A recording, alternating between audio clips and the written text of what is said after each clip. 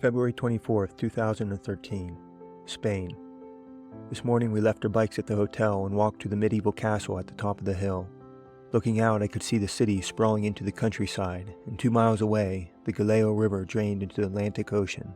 The location is perfect for a port and has been for a very long time. Sections of the castle wall date back 2,800 years.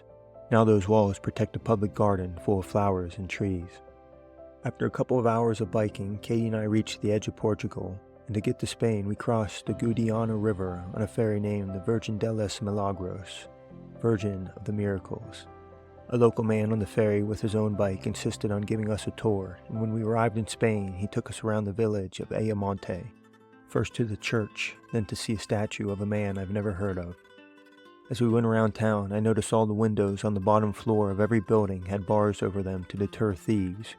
We rode into the countryside, and all the rural homes had bars as well. This wasn't the case in Portugal, and by contrast, Spain feels like a rough neighborhood. We left the city following an old railroad bed that was turned into a bike path.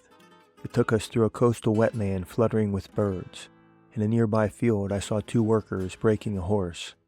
One man held a rope lashed to the horse's head, while the other harassed it with a whip to keep it moving.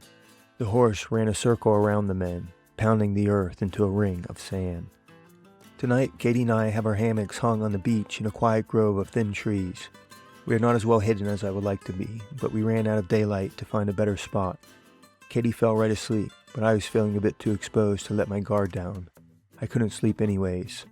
3 days ago, I drank water from a spigot at a gas station.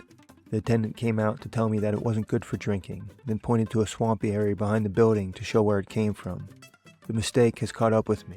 My stomach is in pain, and several times I had to walk to the sand dunes at the edge of the beach to be sick.